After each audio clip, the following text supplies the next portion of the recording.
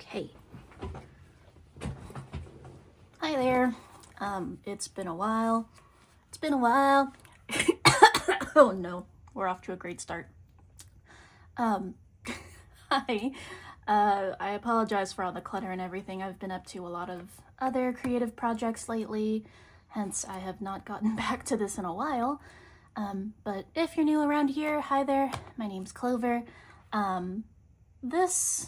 These series of videos that I upload to YouTube, it's a personal project that I like to call Project Public Domain, where me, Clover, as a kid and even as an adult right now, I really wished, and still do honestly wish, that I was read aloud to a lot more when I was younger.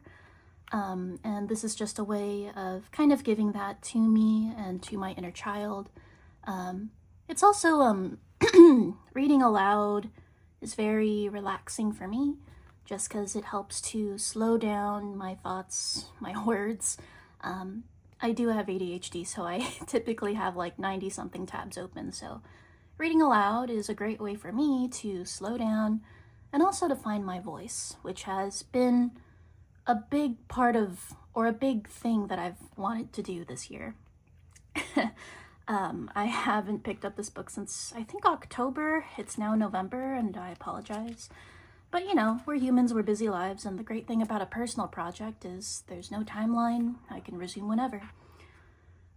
So let's see. I think we're about halfway through the book. Oh, and these videos that I upload, they're very much not production quality, and I intend to keep it that way. Very candid, so you might hear a cat or two or three meow in the background. These will be very much unedited, so you might hear me stumble on a few words or mess up here and there, and I like that. I definitely like that. This is just a project for fun, and you're welcome to join along if you'd like, but we'll be resuming Carmilla, written by Joseph Sheridan LaFonu, and the editor of this edition is Carmen Maria Machado. She just has some pretty funny tongue-in-cheek footnotes here and there sometimes, and I love it. Today, we are resuming at Chapter 9.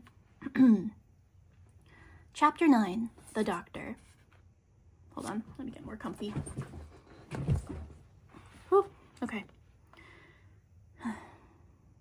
Chapter 9, The Doctor.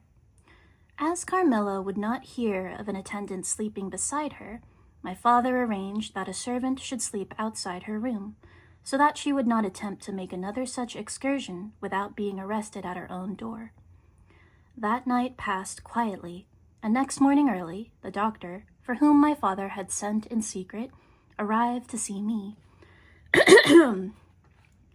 Madam accompanied me to the library. There the grave little doctor, with his white hair and spectacles, was waiting to receive me. I told him my story, and as I proceeded, he grew graver and graver. We were standing, he and I, in the recess of one of the windows, facing one another. When my statement was over, he leaned with his shoulders against the wall. His eyes were fixed on me with interest, in which resided a dash of horror. After a minute's reflection, he asked Madam if he could see my father.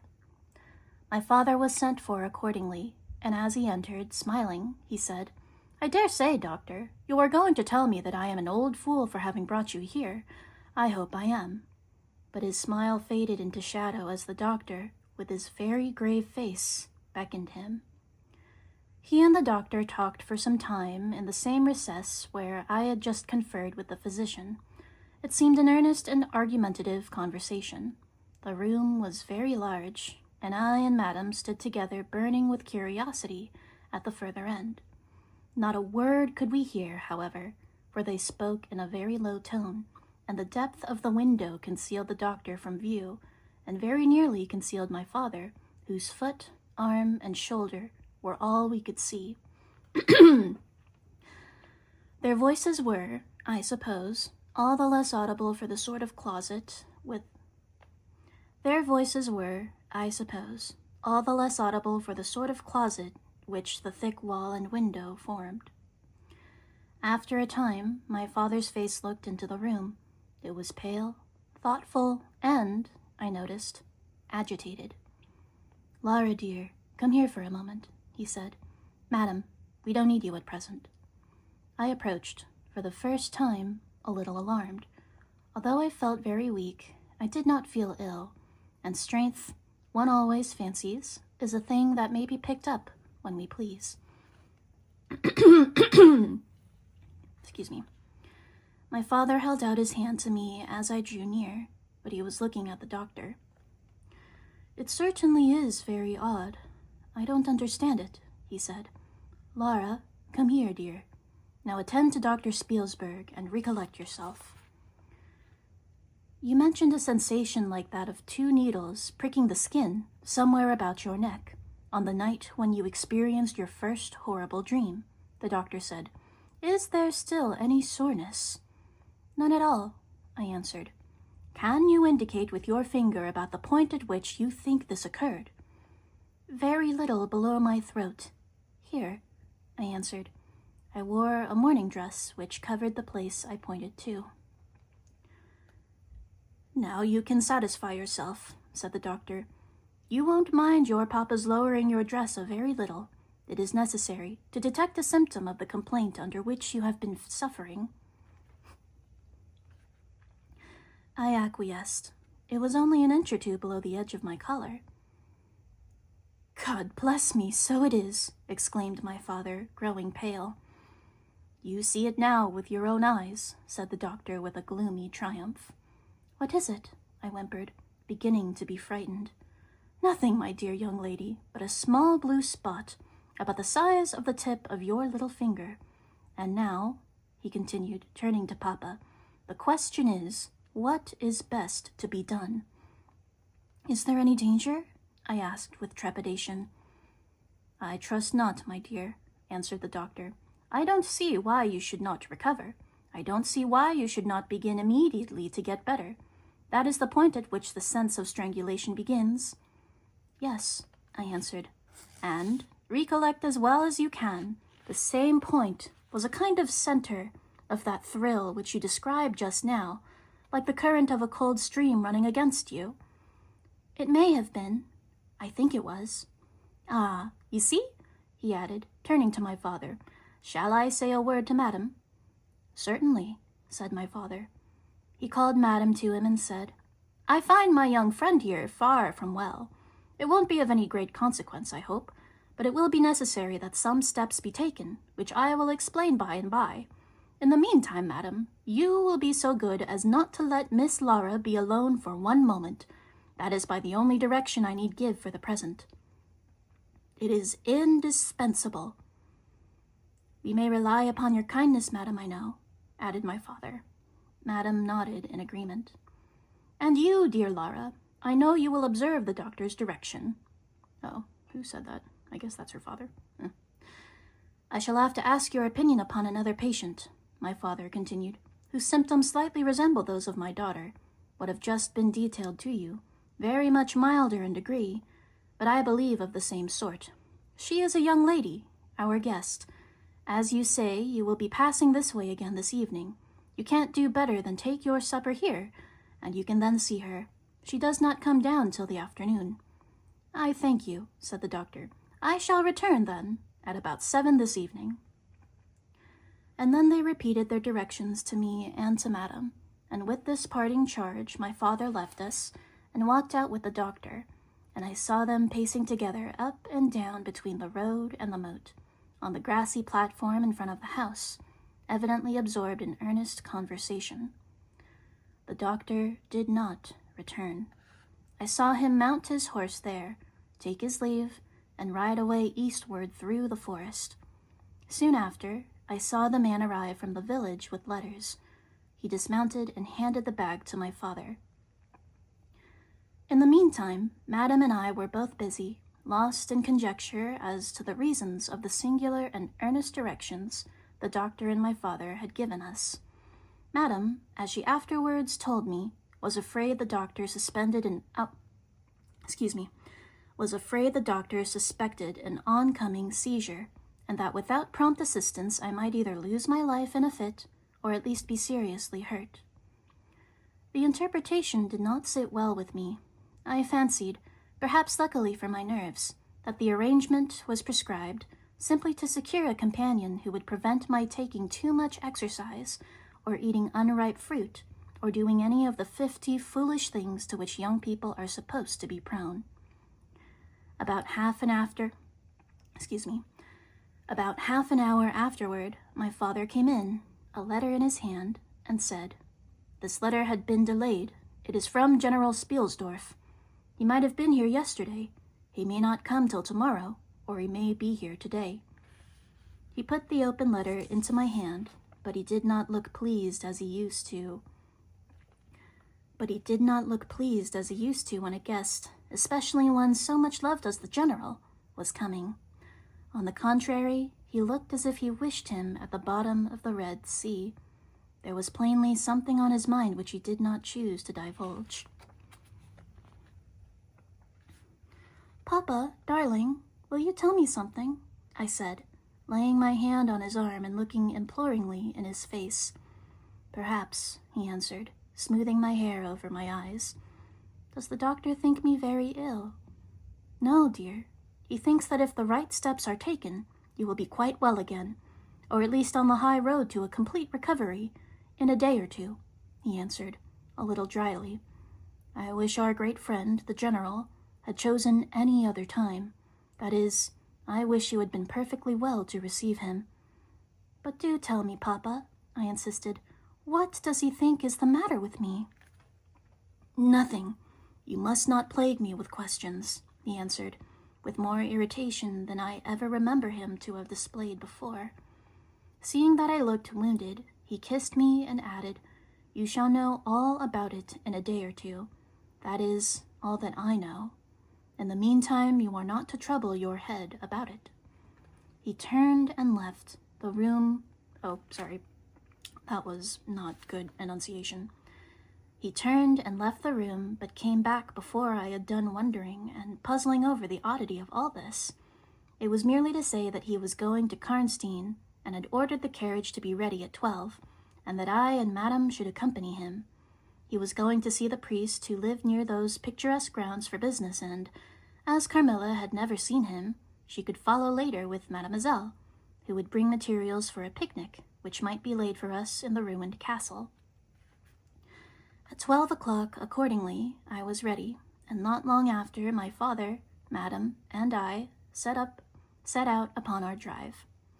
Passing the drawbridge, we turned to the right and followed the road over the steep Gothic bridge, westward to reach the deserted village and ruined castle of Karnstein. No sylvan drive was prettier.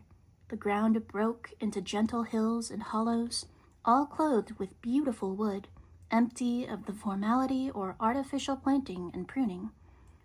There's a footnote here. Footnote 16. Lonely as she was, if only Lara knew the potential friends who resided in those woods. Peddlers, mountebanks, roguish but decent thieves and brigands, fairies, wolpertingers, spirits, 2 different species of elves, the ghost of the serving girl who used to live in the manor house, searching for herself, talking deer, sentient boulders, tree spirits, rock spirits, river spirits, soil spirits, 2 hermits, and an adolescent Tatzel worm. The irregularities of the earth often turned the road from its course, and caused it to wind beautifully round the sides of broken hollows and the steeper sides of the hills. Turning one of these points, we encountered our old friend, the general, riding toward us, attended by a mounted servant. His many trunks followed in a hired wagon. The general dismounted as we pulled up and, after the usual greetings, was easily persuaded to join us. He sent his horse on with his servant to the manor house and accepted the vacant seat in our carriage. That was relatively short, so I'm going to go ahead and read Chapter 10. Chapter 10, Bereaved. It was about 10 months since we had last seen him, but that time had sufficed to make an alteration of years in his appearance. He had grown thinner. Gloom and anxiety had taken the place of the cordial serenity that used to characterize his features. His dark blue eyes, always penetrating, now gleamed with a sterner light from under his shaggy gray eyebrows. It was not such a change as grief alone usually induces. It suggested angrier passions.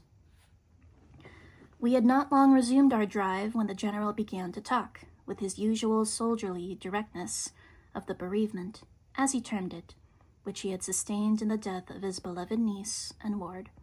He then broke out, He then broke out in a tone of intense bitterness and fury, what is that word?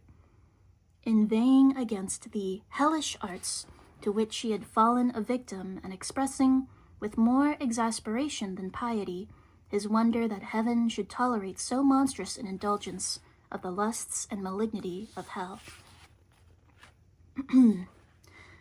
My father, who saw at once that something very extraordinary had befallen, asked him, if it were not too painful for him, to detail the circumstances that justified the strong terms in which he expressed himself. I should tell you all with pleasure, said the general, but you would not believe me. Why should I not? He asked. Because, he answered testily, you believe in nothing but what consists with your own prejudices and illusions. I remember when I was like you, but I have learned better. Try me, said my father. I am not such a dogmatist as you suppose. Besides which, I very well know that you generally require proof for what you believe, and am, therefore, very strongly predisposed to respect your conclusions. You are right in supposing that I had not been led lightly into a belief in the marvelous, for what I have experienced is marvelous, and I have been forced by extraordinary evidence to credit that which ran counter to all my theories. I have been made the dupe of an otherworldly conspiracy. Notwithstanding his professions of confidence in the general's beliefs, I saw my father glance at him with a marked suspicion of his sanity. The general did not see it, luckily. He was looking gloomily and curiously into the glades and vistas of the woods that were opening before us. You are going to the ruins of Karnstein, he said. It is a lucky coincidence. Do you know, I was going to ask you to bring me there to inspect them. I have a special object I am interested in exploring. There is a ruined chapel, isn't there, with a great many tombs of that extinct family. So there are. Highly interesting, said my father. I hope you are thinking of claiming the title and estates. My father said this gaily, but the general did not laugh or even smile at his friend's joke. On the contrary, he looked grave and even fierce, ruminating on a matter that stirred his anger and horror. Something very different, he said gruffly. I mean to unearth some of those fine people. I hope, by God's blessing, to accomplish a pious sacrilege here, which will relieve our earth of certain monsters and enable honest people to sleep in their beds without being assailed by murderers. I have strange things to tell you, my dear friend, things that I myself would have doubted a few months ago. My father looked at him again, but this time not with a glance of suspicion, with an eye, rather, of keen intelligence and alarm. The house of Karnstein, he said, has been long extinct, 100 years at least. My dear wife was maternally descended from the Karnsteins, but the name and title have long ceased to exist. The castle is a ruin, the village is deserted. It is 50 years since the smoke of a chimney was seen there. There is not a roof left. Quite true. I have heard a great deal about that since I last saw you, a great deal that'll astonish you. But I best relate everything in the order in which it has occurred, said the general. You saw my dear ward, my child, I may call her. No creature could have been more beautiful, and only 3 months ago, none more blooming. Yes, poor thing. When I saw her last, she certainly was quite lovely, said my father. That W should be capitalized. I was grieved and shocked more than I can tell you, my dear friend. I know what a blow it was to you. He took the general's hand, and they exchanged a kind of pressure. Tears gathered in the old soldier's eyes. He did not seek to conceal them. He said, "We have been very old friends. I knew you would feel for me, childless as I am." She had become an object of devotion to me, and repaid my care by an affection that cheered my home and made my life happy. That is all gone. The years that remain to me on earth may not be very long, but by God's mercy I hope to accomplish a service to mankind before I die. That is, to deliver the vengeance of heaven upon the fiends who have murdered my poor child in the spring of her hopes and beauty. You said just now that you intended relating everything as it occurred, said my father. Pray do. I assure you that it is not mere curiosity that prompts me. By this time we had reached the point at which the Drunstall road, by which the general had come, diverged from the road which we were traveling to Karnstein. How far is it to the ruins? Inquired the general, looking anxiously forward. About half a league, answered my father. Pray, let us hear the story you promised. Well, now I'm just going to continue for my own curiosity. Chapter 11, The Story. With all my heart, said the general with an effort. After a short pause, he commended one of the strangers. After a short pause, he commenced one of the strangest narratives I ever heard. My dear child was looking forward with great pleasure to the visit you had been so good as to arrange for her to your charming daughter. Here he made me a gallant but melancholy bow. In the meantime, we had an invitation to my old friend the Count Carlsfeld, whose manor house is about 6 leagues to the other side of Karnstein.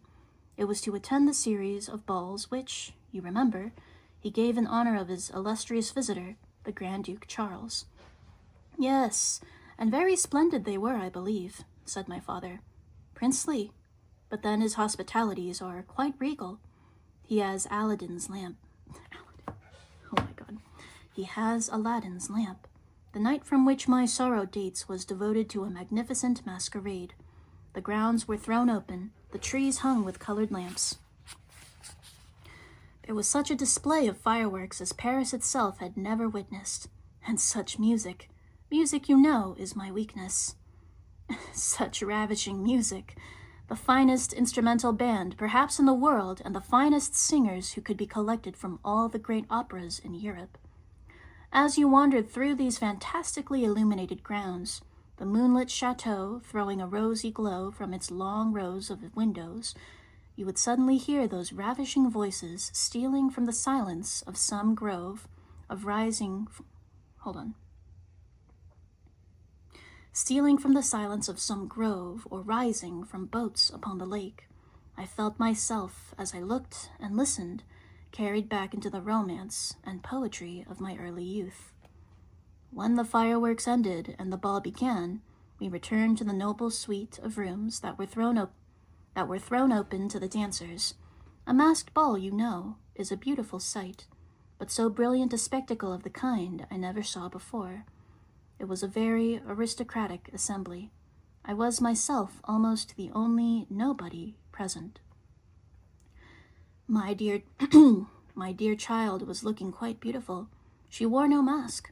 Her excitement and delight added an unspeakable charm to her features, always lovely. I noticed a young lady, dressed magnificently but wearing a mask, who appeared to me to be observing my ward with extraordinary interest. I had seen her earlier in the evening in the great hall, and later, for a few minutes, walking near us on the terrace under the castle windows. A lady, also masked, richly and gravely dressed, and with the stately air of a person of rank, accompanied her as a chaperone. Had the young lady not worn a mask, I could, of course, have been much more certain upon the question whether she was really watching my poor darling. I am now well assured that she was. We were now in one of the parlors. My poor dear child had been dancing and was resting a little in one of the chairs near the door. I was standing near.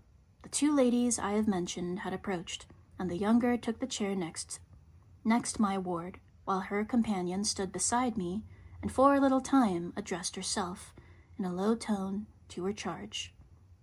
Availing herself of the privilege of her mask, she turned to me and, in the tone of an old friend and calling me by my name, opened a conversation with me. It piqued my curiosity a good deal. She referred to many times she had met me, at court and at distinguished houses. She alluded to little incidents I had long forgotten, but which, I found, had only lain dormant in the memory, for they instantly started into life at her touch. I became more and more curious to ascertain who she was every moment. She parried my attempts to discover very adroitly and pleasantly. The knowledge she showed of many passages in my life seemed to me all but unaccountable. There's a footnote here. Footnote 17. Though he does not say so here, the mysterious woman in fact laid bare one of the general's greatest and most hidden secrets. His lover, Kurt, whom he had served with decades before. Not only did she know of Kurt's existence and of the dimensions of their relationship, she knew the words Kurt had said to him in parting, which he had softly dropped into the shell of his ear. I already miss our season. Damn. This is Lo-Fi. She's come to join us, apparently. And she appeared to take pleasure in foiling my curiosity and in seeing me flounder in my eager perplexity from one conjecture to another.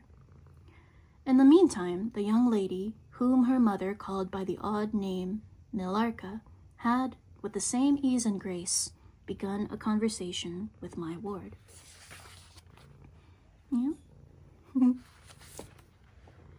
She introduced herself by saying that her mother was a very old acquaintance of mine. She spoke of the agreeable audacity which a mask rendered practical. She talked like a friend. She admired her dress and insinuated very prettily her admiration of her beauty. She amused her with laughing criticisms upon the people who crowded the ballroom and laughed at my poor child's fun. She was very witty and lively when she pleased, and after a time they had grown very good friends, and the young stranger lowered her mask, displaying a remarkably beautiful face. I had never seen it before, neither had my dear child, but though it was new to us, the features were so engaging, as well as lovely, that it was impossible not to feel the attraction powerfully. My poor girl did so. I never saw anyone more taken with another at first sight, unless, indeed, it was the stranger herself who seemed quite to have lost her heart to her. In the meantime, availing myself of the license of a masquerade, I put questions to the elder lady. "You have puzzled me utterly," I said, laughing. "Is that not enough? Won't you now consent to stand on equal terms and do me the kindness to remove your mask?" "Can any request be more unreasonable?" she replied. "Ask a lady to yield an advantage. Besides, how do you know you should recognize me? Years make changes." "As you see," I said, with a bow and a melancholy little laugh. "As philosophers tell us," she said. "And how do you know that a sight of my face would help you?" "I should take chance for that," I answered. "It is vain trying to make yourself out an old woman. Your figure betrays you." "Years, nevertheless, have passed since I saw you. Rather, since you saw me, for that is what I am considering. Millarca is my daughter. I therefore cannot be young, even in the opinion of people whom time has taught to be indulgent, and I may not like to be compared with what you remember of me. You have no mask to remove. You can offer me nothing in exchange. My petition is to your pity to remove it." "And mine to yours, to let it stay where it is," she replied. "Well then, at least you will tell me whether you are French or German. You speak both languages so perfectly." "I don't think I shall tell you that, General. You intend a surprise and are meditating the particular point of attack." "In any event, you won't deny this," I said. "Being honored by your permission to converse, I ought to know how to address you. Shall I say Madame la Comtesse?" She laughed, and she would, no doubt, have met me with another evasion, if indeed I can treat any occurrence in an interview that must have been prearranged with the profoundest cunning as liable to be modified by accident. "As to that," she began, but with but she was interrupted, almost as she opened her lips, by a gentleman dressed in black. He looked particularly elegant and distinguished, with this drawback. His face was the deadliest pale I ever saw, except in death. He was in no masquerade, in the plain evening dress of a gentleman, and he said, without a smile but with a courtly and unusually low bow, "Will Madame la Comtesse permit me to say a very few words which may interest her?" The demeanor of this gentleman was such as to impress me with the conviction that the Countess was a lady of very much more importance than her modest title alone might have led to assume. The lady turned quickly to him and touched her finger to her lip in a gesture of silence. Then she said to me, "Keep my place for me, General. I shall return when I have said a few words." And with this injunction playfully given, she walked a little aside with the gentleman in black, and talked for some minutes, apparently very earnestly. Then they walked away slowly together in the crowd, and I lost them for some minutes. I spent the interval racking my brains for a hint as to the identity of the lady who seemed to remember me so kindly. I was thinking of turning and joining in the conversation between my pretty ward and the Countess's daughter, and trying to have a surprise in store for her when she returned by having her name, title, chateau, and estates at my fingers' ends. But at this moment she came back, accompanied by the pale man in black, who said, I shall return and inform Madame la Comtesse when her carriage is at the door." He withdrew with a bow. Is that the story? It feels weird to end there, so I'm just gonna keep going.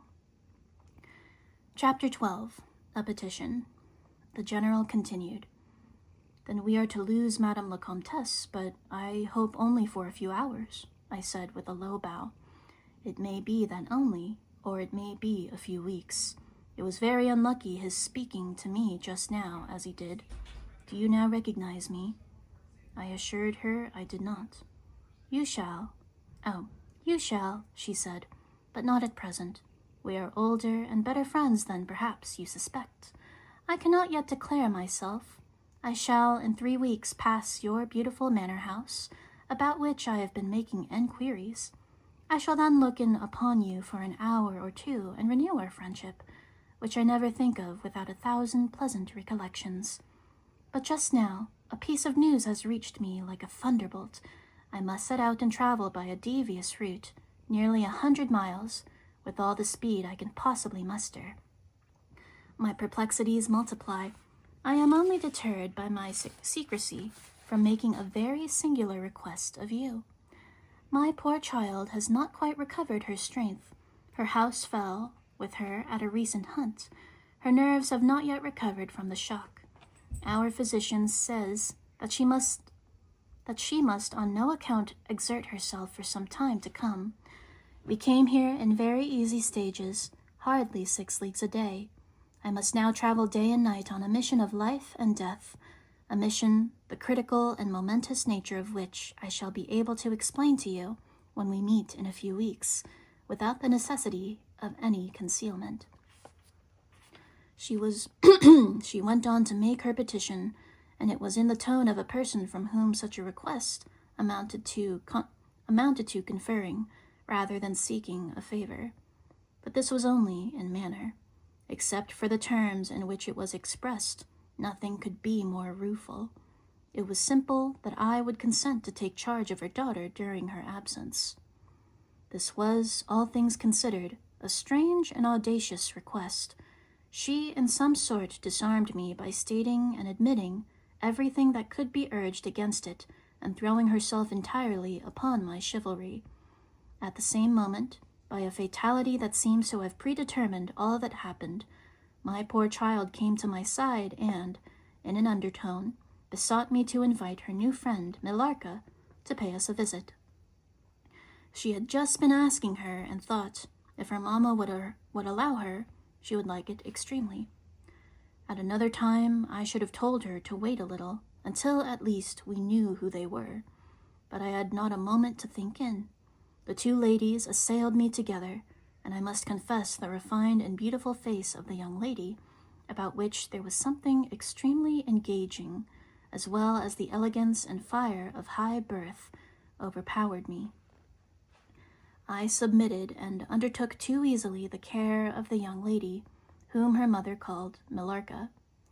The Countess beckoned to her daughter, who listened with grave attention while she told her, in general terms, how suddenly and peremptorily she had been summoned, and also of the arrangement she had made for her under my care, adding that I was one of her earliest and most valued friends. I made, of course, such speeches as the case seemed to call for, and found myself, on reflection, in a position which I did not like. The gentleman in black returned and very ceremoniously conducted the lady from the room. Her last charge to me was that no attempt was to be made to learn more about her than I might already have guessed, not until her return. The ball's distinguished host, whose guest she was, knew her reasons. "But here," she said, "neither I nor my daughter could safely remain for more than a day. I removed my mask imprudently for a moment about an hour ago, and, too late, I thought you saw me. So I resolved to find an opportunity to talk to you. Had I found that you had seen me, I would have thrown myself on your high sense of honor to keep my secret some weeks. As it is, I am satisfied that you did not see me, but if you now suspect, or, on reflection, should suspect who I am, I commit myself entirely to your honor. My daughter will observe the same secrecy, and I well know that you will, from time to time, remind her, lest she should thoughtlessly disclose it." She whispered a few words to her daughter, kissed her hurriedly twice, and went away, accompanied by the pale gentleman in black, and disappeared in the crowd. In the next room, said Millarca, "there is a window that looks upon the hall door. I should like to see the last of Mamma and to kiss my hand to her." We assented, of course, and accompanied her to the window. We looked out and saw a handsome, old-fashioned carriage with a troop of couriers and footmen. We saw the slim figure of the pale gentleman in black, bearing a thick velvet cloak. He placed it about her shoulders and threw the hood over her head. She nodded to him and touched his hand with hers. He bowed low and repeatedly as the door closed, and the carriage began to move. "She is gone," said Millarca with a sigh. "She is gone," I repeated to myself, reflecting for the first time, in the hurried moments that had elapsed since my consent, upon the folly of my act. "She did not look up," said the young lady, plaintively. "The Countess had taken off her mask, perhaps, and did not care to show her face," I said. "She could not know that you were in the window." She sighed and looked in my face. She was so beautiful that I relented. I was sorry I had for a moment repented of my hospitality, and was determined to make her amends for the unfair discourtesy of my reception. The young lady, replacing her mask, joined my ward in persuading me to return to the grounds, where the concert was soon to be renewed. We did so, and walked up and down the terrace beneath the castle windows. Millarca became very intimate with us, and amused us with lively descriptions and stories of most of the great people whom we saw upon the terrace. I liked her more and more every minute. Her gossip, without being ill-natured, was extremely entertaining to me. I had been so long out of the great world. I thought what life she would give to our lonely evenings at home. This ball was not over until the morning sun had almost reached the horizon. It pleased the Grand Duke to dance until then, so loyal people could not go away or even think of bed. We had just made our way through a crowded parlor when my ward asked me what had become of Millarca. I thought she had been by her side, and she fancied she was by mine. The fact was, we lost her. All my efforts to find her were vain. I feared that she had mistaken, in the confusion of a momentary separation from us, other people for her new friends, and had pursued and lost them in the extensive grounds which were thrown open to us. Now, in its full force, I recognized the folly of having undertaken the charge of a young lady without so much as knowing her name. Fettered as I was by promises, the reasons for which were unknown to me, I could not even point my inquiries by saying that the missing young lady was the daughter of the Countess who had taken her departure a few hours before. Morning broke. It was clear daylight before I gave up my search. It was not till near 2 o'clock the next day that we heard anything of my missing charge. At about that time, a servant knocked at my niece's door to say that he had been earnestly requested by a young lady who appeared to be in great distress to make out where she could find the General Baron Spielsdorf and the young lady his daughter, in whose charge she had been left by her mother. There could be no doubt, notwithstanding the slight inaccuracy, that our young friend had turned up, and so she had. If only we had lost her. She told my poor child a story to account for her having failed to recover us for so long. Very late, she said, she had got to the housekeeper's bedroom in despair of finding us, and had then fallen into a deep sleep which, long as it was, had hardly sufficed to recruit her strength after the fatigues of the ball. That day Millarca came home with us. I was only too happy, after all, to have secured so charming a companion for my dear girl. Chapter 13. The Woodman. There soon, however, appeared some drawbacks. In the first place, Millarca complained of extreme languor, the weakness that remained after her late illness, and she never emerged from her room till the afternoon was pretty far advanced. In the next place, it was accidentally discovered that, although she always locked her door on the inside and never disturbed the key from its place till she admitted the maid to assist at her toilet, she was undoubtedly sometimes absent from her room in the very early morning and at various times later in the day, before she wished to be understood that she was stirring. She was repeatedly seen from the windows of the manor house in the first faint gray of the morning, walking through the trees in an easterly direction, looking like a person in a trance. This convinced me that she walked in her sleep, but this hypothesis did not solve the puzzle. How did she pass out from her room, leaving the door locked on the inside? How did she escape from the house without unbarring door or window? In the midst of my perplexities, an anxiety of a far more urgent kind presented itself.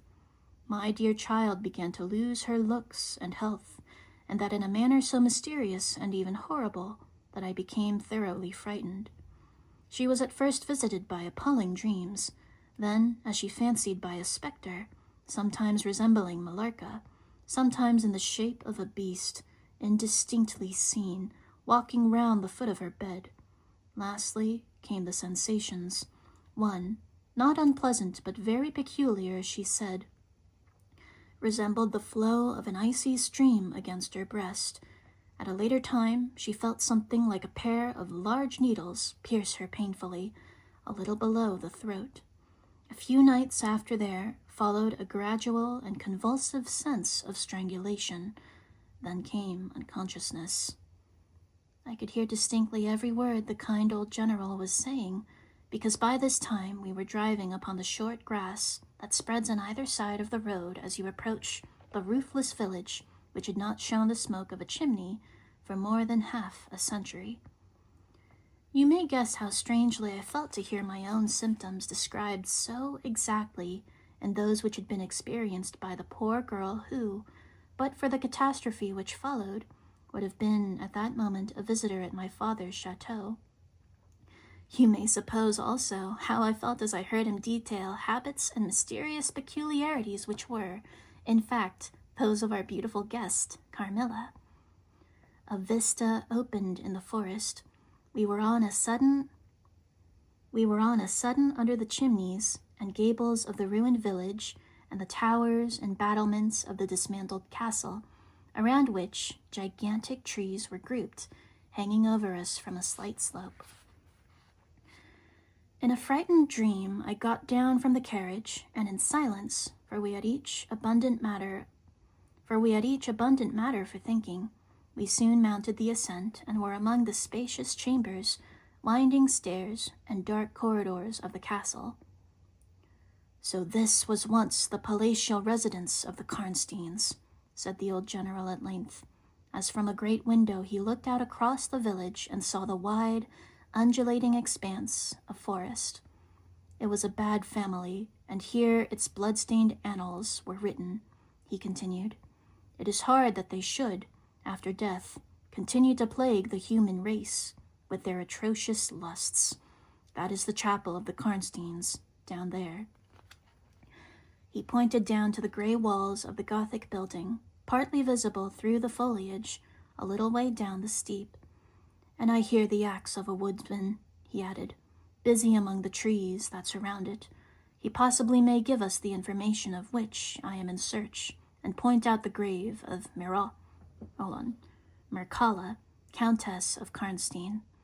These rustics preserve the local traditions of great families, whose stories die out among the rich and titled so soon as the families themselves become extinct." "We have a portrait at home of Mircalla, the Countess Karnstein. Should you like to see it?" asked my father. "Time enough, dear friend," replied the general. "I believe that I have seen the original, and one motive which has led me to you earlier than I at first intended was to explore the chapel we are now approaching." "What? See the Countess Mircalla?" exclaimed my father. "Why, she has been dead more than a century." "Not so dead as you fancy, I am told," answered the general. "I confess, General, you puzzle me utterly," replied my father, looking at him for a moment with a return of the suspicion I detected before. But although there was anger and detestation at times in the old general's manner, there was nothing flighty. "There remains to me," he said, as we passed under the heavy arch of the Gothic church. Its dimensions justified its being so styled, but one object which can interest me during the few years that remain to me on earth, and that is to wreak on her the vengeance which, I thank God, may still be accomplished by a mortal arm." "What vengeance can you mean?" asked my father, in increasing amazement. "I mean to decapitate the monster," he answered with a fierce flush and a stomp that echoed mournfully through the hollow ruin. His clenched hand was at the same moment raised, as if it grasped the handle of an axe. He shook it ferociously in the air. "What?" exclaimed my father, more than ever bewildered. "To strike her head off." "Cut her head off?" "Aye, with a hatchet, with a spade, or with anything that can cleave through her murderous throat."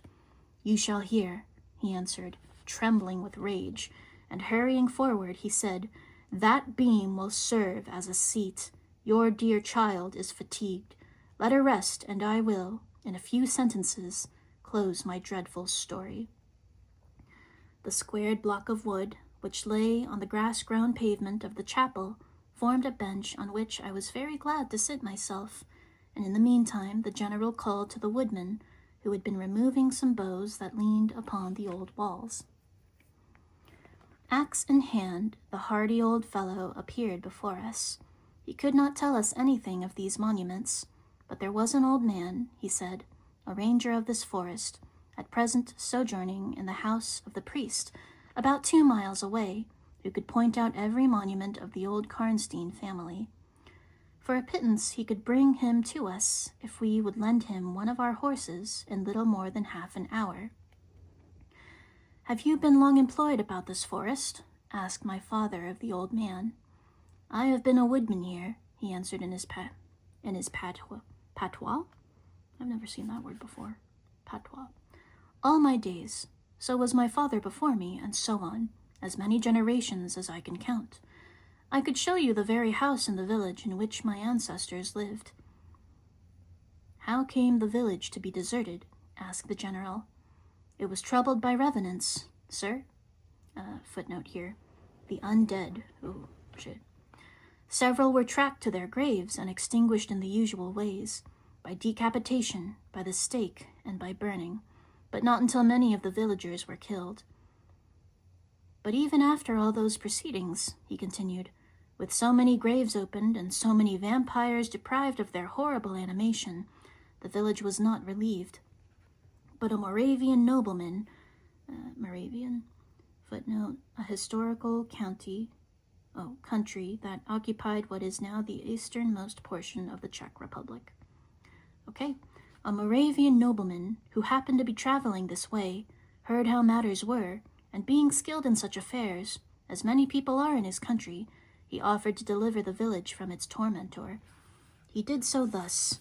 There being a bright moon that night, he ascended, shortly after sunset, the towers of the chapel here, from whence he could distinctly see the churchyard beneath him.